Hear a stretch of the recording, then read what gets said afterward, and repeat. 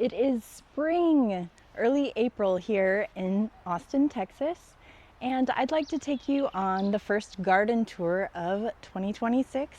We are going to take a look at all of the new fruit trees that I've put in and also what is blooming. So I'm looking forward to showing you. Stay tuned. This is the backyard food forest garden.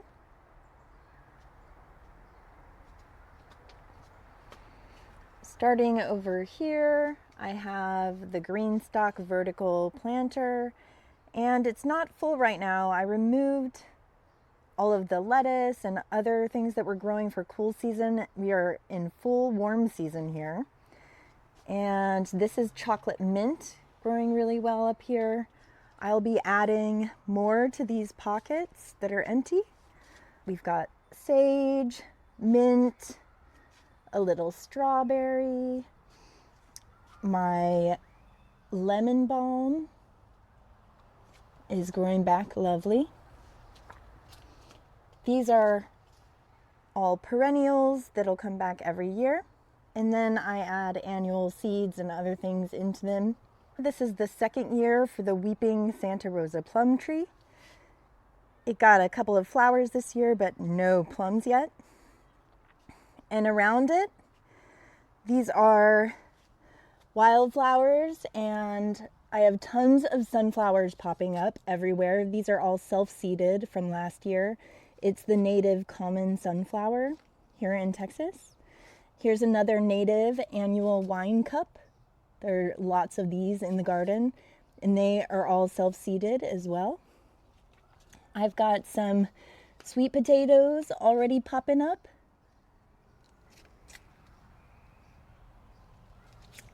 I have a pepper that I overwintered inside and planted out again. And I also have another one here. This Swiss chard over here has actually survived the winter and came back. So right now it looks like it's a perennial. I'd love to have a lot more Swiss chard, so I'll be adding more. In here you can see just so many sunflowers popping up everywhere. There's another sweet potato. I'm thinning them as I can because way too many seeds of the sunflowers popped up. I have blackberries. Some of them are flowering and some of them are already making berries. As you can see, right now they're tiny little green berries, but they will be big blackberries later. I have only the thornless versions of blackberries, except for the native ones that are coming up as weeds in some parts of the garden. Those I do not like because they have such mean thorns. I also had over here one basil plant that I was able to overwinter and plant out again that is still alive. I'm going to be growing a lot more basil because it's one of my favorites. Also for tea.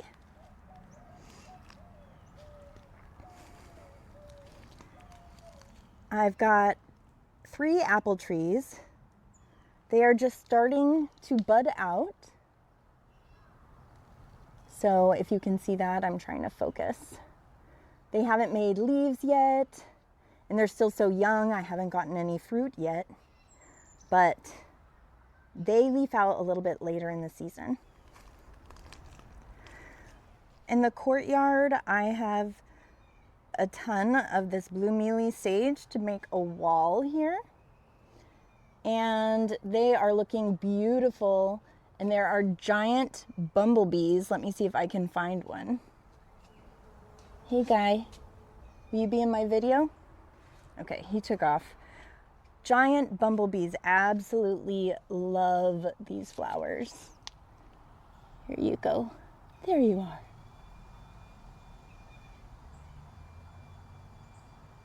I love the wildlife that comes into the garden.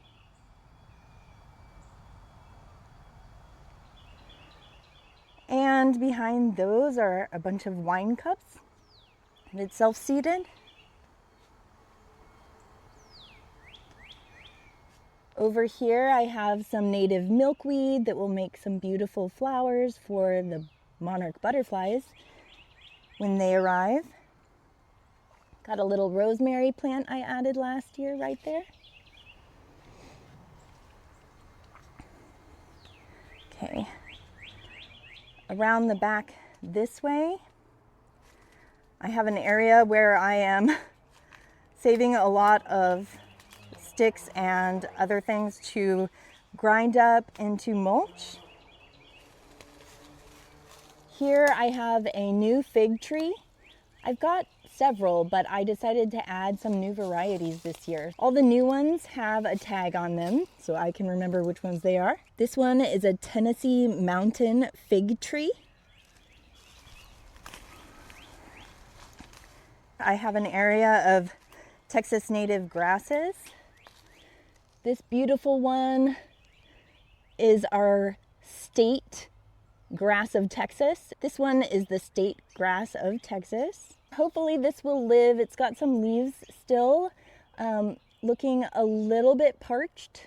A yellow gold plum tree. Here is my biggest fig tree, and this was the first fruit tree added to the garden about 5 or 6 years ago. And it is already making little baby figs. So right there, if you can see, is a tiny fig, and they're so unbelievably delicious when they're ripe right off the tree. Okay, I'm gonna hop over the fence. I've got a lot of native plants mixed in with edibles. Here, so many beautiful wine cups self-seeded this year. It's like a meadow of wildflowers. Absolutely gorgeous. All around I have some asparagus planted last year that is growing right now. It'll be a year or two before it gets harvested. They're kind of skinny right now. This is a lavender plant. They have been living many years here in my garden. They have not ever flowered, but they are beautiful, and the leaves smell like lavender. I love this Dusty Miller. It really pops in the garden because of the white color, especially at dusk. Over here, I have a borage plant. These have edible flowers and they taste like cucumbers.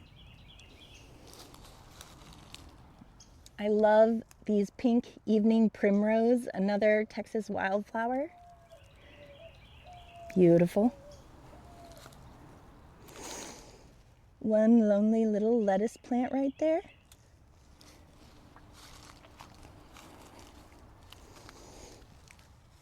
Oop, there's a cute little clover, crimson clover plant. I've got some cereal rye grain growing in here. And here's a beautiful cutleaf daisy plant, another native that is just starting to flower. So when all those buds open up, it's going to be amazing. Going along this way is a new fruit tree.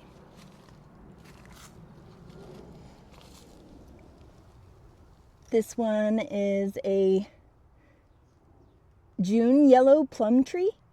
I have a lot of plums because we do have native plum trees here in Texas. So hopefully the plums will do well here. Here's another one of my overwintered peppers. Growing some peppers. I've already been able to harvest them this year really early because of putting in plants that were already more mature. More and more and more sunflowers. These will have to be thinned out if I want them to be big, or else there will be just lots of skinny little sunflower plants. Over here is a little patch of carrots. Beautiful. And last year in a video, we planted these Egyptian walking onions. So these are a perennial onion. And right now, if I wanted to, I could cut the tops and have spring onions. More asparagus. This is a mulberry tree, superberry black mulberry. And I planted this a few years ago. It was about a foot tall. And now it's about 12 feet tall, and that's after I pruned it. So it's just growing massive and very fast. Lots of flowers growing under here. I will give you more details about those when they start to bloom in other videos. Here I've got some comfrey and more asparagus. I planted about 20 asparagus along the wall here. And these beautiful leaves are Mexican mint marigold, and it tastes like licorice. I love making tea from them, and I have them all over this area of the garden. So this I made into kind of a Mediterranean style garden because it's got an olive tree right here. This is several years old, but it grows really, really slowly. This is an Aberquina olive, hoping it continues to do well and someday get olives from it. And around that, I have a big patch of oregano, this big rosemary.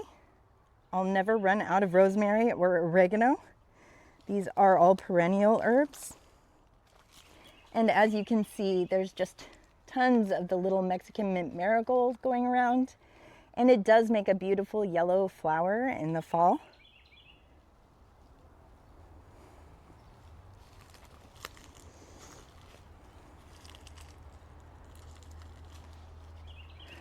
Over here is a new tree. I did remove the elderberries from here because I live in a residential area, and I really had no idea they were going to spread so massively.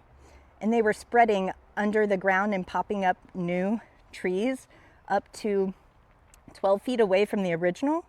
And my intention is not to grow a food forest in my neighbors' yards.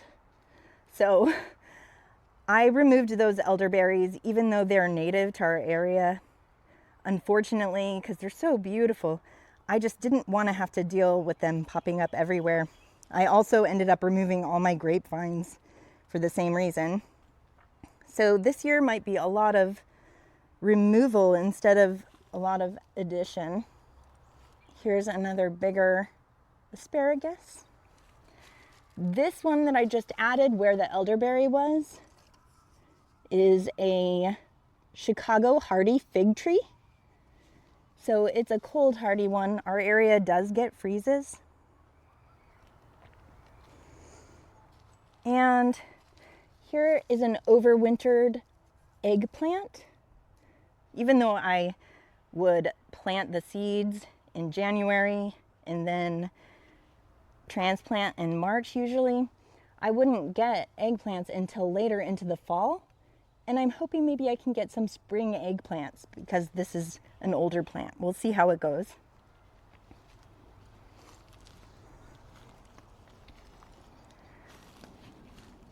I added 2 persimmon, and there is a native persimmon to our area, so it technically should be able to survive, although I've already killed 2 of them in prior years.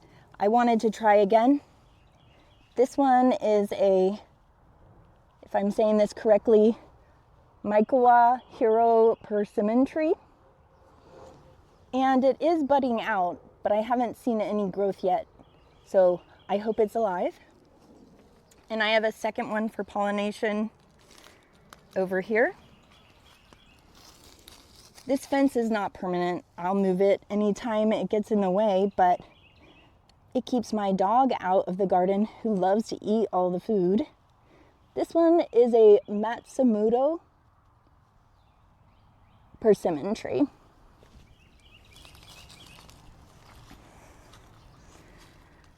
Here under my biggest live oak tree, I have native beautyberry. They end up with these gorgeous bright purple berries that are edible, and also the wildlife loves them. And it should get much bigger, but I see them in the wild growing under oak trees all the time. So I put 3 of them under my oak trees here in the backyard, and in the front under the oak grove I put more. Ooh, I absolutely love this plant. It's called Greg's Mist Flower, and it really attracts butterflies like crazy. It has these beautiful purple flowers that haven't started opening up yet, but I see the buds growing, so very soon. If you can hear that, we have a lot of planes that fly over our house. All right. Tons more sunflowers over here. Last year I planted these. It's a false indigo bush or tree, and these are native to our area, this exact county, in fact. And they're also a nitrogen fixer. So putting them near your fruit trees is great. It helps add nitrogen to the soil naturally.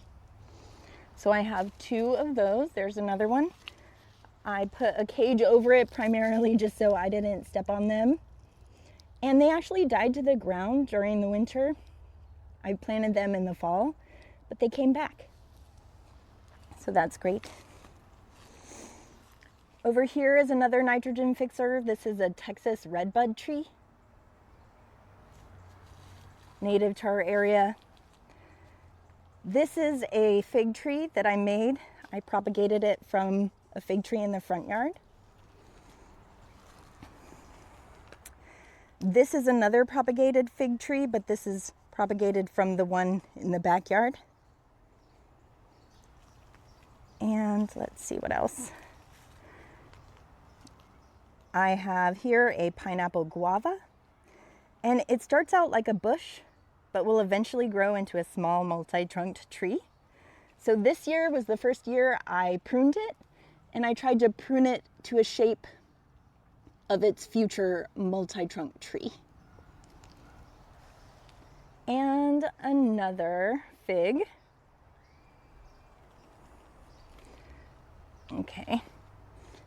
Coming around to the back here, popping up are some nitrogen fixers.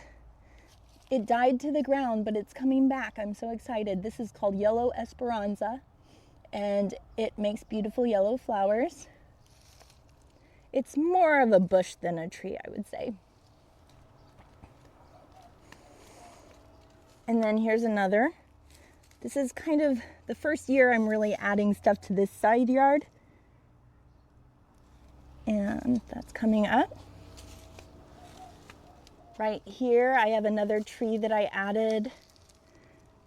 This one is a Morris plum tree.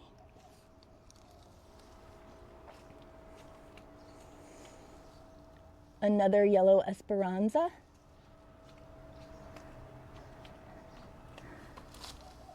I'm not positive if I'm going to keep this one or not since they get so big, but this is a gelato red mulberry tree. And the last one I added over here in the back this year is a Stanley plum tree.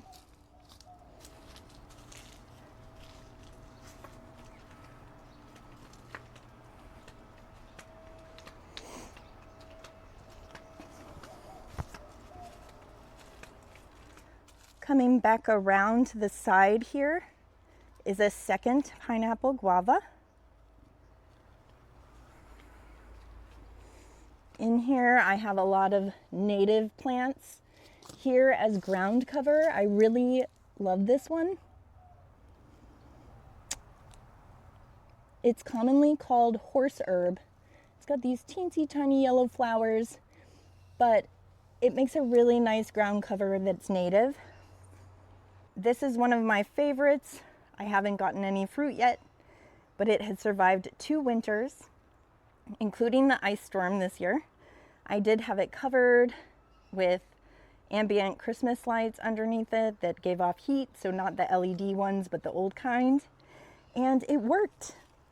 It lived spectacularly, and it's been growing like crazy this spring. It's an Arctic frost mandarin orange. So it's supposedly the most cold hardy orange that you can get. And since we're kind of on the edge of citrus being able to grow here, I thought it's a better bet to get the most cold hardy one.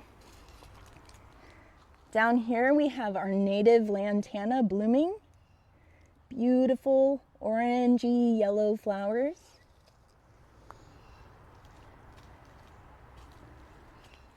More native plants. This wildflower daisy here is called Zexmenia. And over here I have even a few blooms on my Mexican sage bush. It smells amazing, the leaves, and also has these flowers that are like velvet. It's so beautiful with these velvety white stems.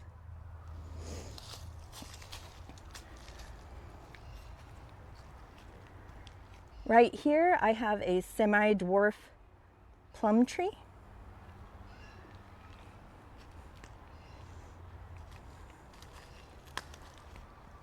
And this little Mexican sunflower was actually saved, overwintered from last year. And when I say overwintered, I dug the plants up, put them in pots, took them inside, and then put them back out and planted them again when it was past frost. Here is more of the Greg's Mist flower. I can't wait till it flowers. And that is it, my friends, for the backyard. I hope you enjoyed this April garden tour. I'm excited about the new season and sharing everything that I'm growing with you.